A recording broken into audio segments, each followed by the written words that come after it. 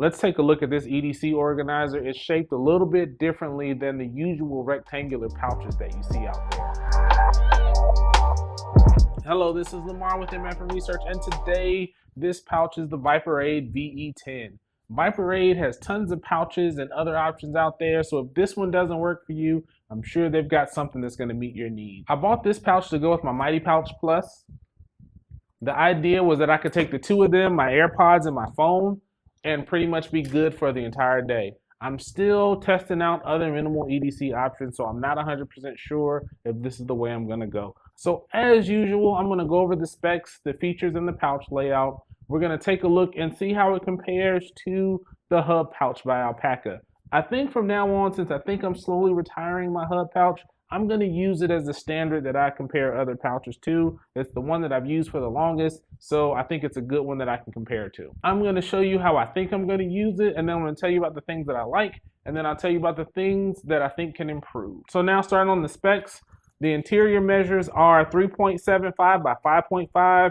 It weighs 70 grams, or there's 2.5 ounces. There's a single YKK zipper. At the time of this recording, the price starts at about $20. If you find it on sale, it can go up to $37 or a little bit more. That depends on if you get it in X-Pack or the regular Oxford nylon, I think it's called. There's options for different color front pockets, but that's on the Viperade website, and that's going to cost you a little bit more than if you buy it on Amazon itself. So in the material options, there appear to be 3 colors in 500D Oxford nylon, and then there's 3 colors in X-Pack. The interior appears to be a ripstop material, and this version is the variety that's not padded. So now that I've got the Hub pouch back here, I'm just going to show you how they compare. Again, double zippers versus a single zipper.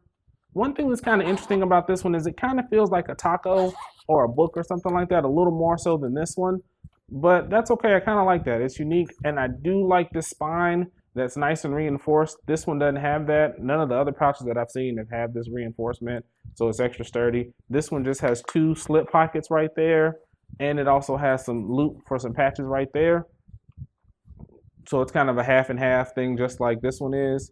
And then on the back here, you've got it's just flat and empty back there, just like it is back here, and just like here, there's a loop to attach. One thing that I do like about this one instead is the loop gives you the option to hold it upright a little easier because of the stitching is so pronounced right there, which I guess is a good thing that there's so much stitching right there. This is going to have to break in a little bit more for that loop to come up like that. It seems like it wants to just sit flat right there. Let's take a look inside.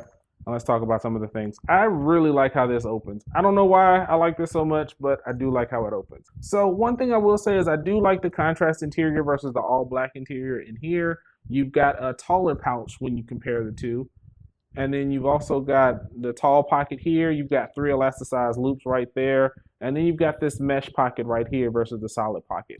Less fabric, less material, but I think the function is still the same. It's not as forgiving and doesn't give you as much room as the fabric does. And this mesh is a little scratchy, but I'm not rubbing my hands across it, so it's not that big of a deal. The paracord loop where my S-beaner sits is right there. And then you've got where the zipper terminates right there. If you look right there, that's that spine. It kind of tucks in back there. So it looks like you want to stop right there, but to really get the pouch open all the way, you got to push it a little bit to make it open all the way like that. So it almost gives you like a deformed heart kind of thing at the top.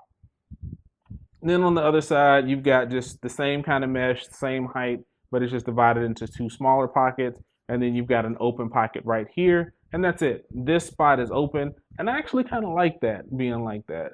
As we talked about with the garage built gear pouch, if you have a pen, you could even put it right there too. But I think I would just leave it plain just like that. So now let's just walk through how I'm thinking about using it. I'm considering using the front as maybe my wallet. So in the front, I just threw some cards in here. I checked in here, and I checked putting them back here. But for right now, because it goes all the way down, you got to fish them out. I think I like putting them in here so far. There's nothing on the back as far as storage goes, as we've talked about. So now let's go inside. Inside of this guy, I've got a few things that don't fit or don't really work in the way I have the garage built gear pouch laid out.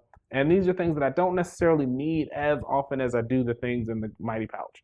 So I'm just going to show you what I have in here. I've got an extra alcohol pad for, usually this one I use for cleaning my AirPods. I've got a little tube of lotion, and then I've got a tape measure. I've used this a few times, and I've got a Velcro strap on here. And the reason why I have it up here and not in the middle is just one, so it kind of acts as a stop right here. Because these pockets are a little tall, it gets stuck down here, and I don't want to have to try to fish it out. So that's where it would fit if I didn't have the thing on there, but it acts as a stop right there. So that's what I have over here. And I think that's all on this side. So I put a little Night Eyes S-Beaner right there. I'm not sure if I'm going to put my keys here instead or another key that I use right there. So I'm still debating on how I'm going to do that. Here, I've just got my Bic lighter right there. Some lens cleaning cloths. These are either going to be used for my sunglasses, for my daughter's glasses, or my wife's glasses. And then here, I've got the collapsible straw. If you saw my travel EDC video, you know how I feel about these. I'm taking out, and I think at some point I'm going to repurpose my extended EDC kit. And this came right out of there. This is my Lumitop EDC AA flashlight. I'm not sure if I want a different flashlight in here, but this is the one I'm going to put in here for right now. And this is just a backup flashlight to the Roby Bond, because there's been plenty of times where I've forgotten to charge it and needed a flashlight. And then here, I've got my Civivi Altus. The plan for this is going to be just for food prep. So I think I'm going to use this knife for that, or I'm going to get a different knife altogether for that. I haven't 100% decided on that, but that's what I'm planning on right now. Hey, I hope you're liking the video so far. Don't forget to like, comment with any gear reviews you'd like to see in the future, and subscribe to MF for Research. Any support helps grow my little small corner of the EDC community. Now back to the video. Okay, so now that we've gone over this guy, let's talk about what I like and what I don't like. We're going to leave it pretty much empty so I can show it pretty good. So first up, the thing that I don't like is this zipper. One, it doesn't have any zipper pull, so you hear that, there's noise. Easy fix, but not a big deal. I don't like this whole section, how it terminates right there, and you got to do that.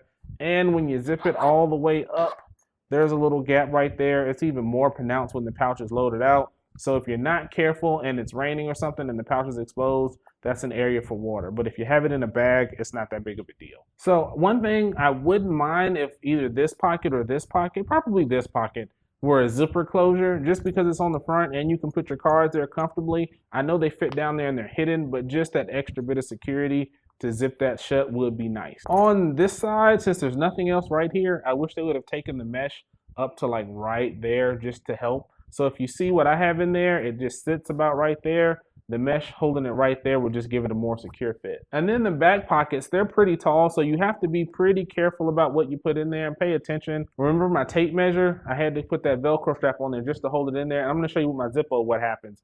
And it's not a big deal, but just notice how it gets lost in there. You wanna have your stuff in there. If it doesn't have a pocket clip or it's not sitting up to here, you want to keep that in mind for this pouch. And the other thing, just in using, I've noticed a few stray threads. I mean, there's double stitching throughout. It looks pretty sturdy, but I just want to show that to everybody just so you know what I'm talking about. And just if that bothers you, you'll know going forward. So what I like about this pouch, the material is very sturdy. I like the construction. It seems well built, and it seems like it's very tough and will handle the demands that you have throughout it. There's double stitching throughout, and I appreciate that. The exterior loop is definitely a big plus. Don't see one on my Mighty pouch, so that's something that I do like to see. It does have a good value. The angled pocket, the way that's set up, it gives you an easier slipping in and out of your pocket if you want to put it in your pocket. I wouldn't keep it in my pocket once it's packed out. If it's kind of flat and lightly used like this, it would be okay, but full and packed out, not so much. I do like this spine on the back. It gives it a little bit of rigidity and a little bit of support, so that's a good thing. I also like that there's a contrast interior. It does help. I mean, it's not that big like a bag, but it just helps. It changes up the monotony of the one color. And for some reason, I don't know why, I don't know what it is about it, but this taco style shape, I really like it. I don't know if it's just making me hungry or something, but I do dig this shape. It's a little bit unique from the sea of rectangular pouches out there, and it just gives it a different profile and a different functionality, I guess. All right, this is the next video up in the micro EDC series. Take a look at the playlist. There are other videos on how I'm looking at shrinking what I carry in smaller pouches and smaller carry and carrying less and more tailored to fit the needs and the demands of the day. I've got a micro pouch series coming up. I was gonna do that next, but I pushed it out to do the Viperade. That should be coming, so I've got some fun stuff coming next week. Take care of yourselves, take care of each other. This is MF and Research, and I'm out.